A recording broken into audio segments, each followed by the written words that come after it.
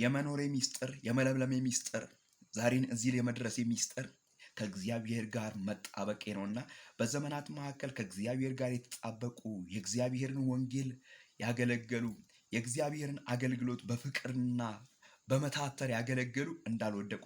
ምክንያቱም የኢየሩሳሌም ቅጥር ፈርሳ እያለች ዝም አላለም ነህምያ።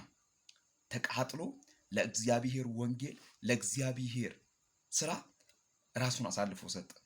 አስቴር የህዝቦቿን የወገኖቿን ችግር ይዛ ዝም አላለችም። በእግዚአብሔር በአምላኳ ፊት ሆነች። ወዳጆቼ በእግዚአብሔር በአምላካችን ፊት ሆነን የእግዚአብሔርን ነገር ይዞ ዳንኤል ዝም አላለም። በአምላኩ በእግዚአብሔር ተማምኖ ወደ አምላኩ ወደ እግዚአብሔር ቀረበ፣ አላፈረም። ዛሬም በእኛ ዘመን ዛሬም በዚህ ዘመን የእግዚአብሔርን ምሕረት የእግዚአብሔርን ቸርነት የእግዚአብሔርን በጎነት ልንናገር ይገባል።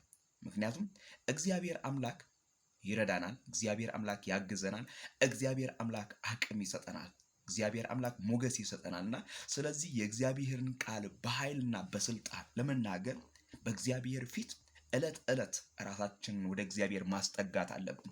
ዕለት ዕለት ይህንን ጌታ ማውራት አለብን። ዕለት ዕለት መጣበቅ፣ ከእግዚአብሔር ጋር መሆን፣ የእግዚአብሔርን ወንጌል ከሚያገለግሉ ጋር መሆን፣ ጓደኞቻችን መምረጥ፣ ለእግዚአብሔር ቃል ራሳችን ማዘጋጀት፣ ዝግጁ ማድረግ፣ በጸሎት ፊቱን በመፈለግ ወደ እግዚአብሔር በመጠጋት ቃሉን በማንበብ ገልጠን የእግዚአብሔርን ቃል በማንበብ የማያሳፍረውን የእግዚአብሔርን ቃል ታላቅ የሚያደርገውን የእግዚአብሔርን ቃል ኃያል የሚያደርገውን የእግዚአብሔር ቃል የሚያበረታውን የእግዚአብሔር ቃል። ምክንያቱም በድካም ላይ የእግዚአብሔር ቃል ብርታት ነው።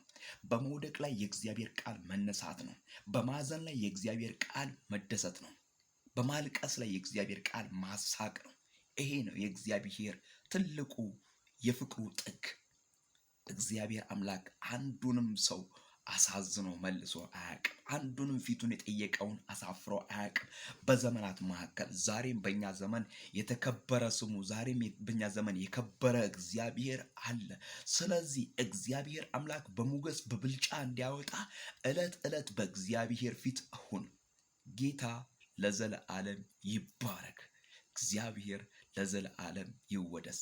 እግዚአብሔር ለዘለዓለም ከፍ ይበል። ዕለት ዕለት በእግዚአብሔር ፊት ዕለት ዕለት ያለ መድከም በእግዚአብሔር ፊት ስሙ ለዘለዓለም ይባረክ። ሃሌሉያ።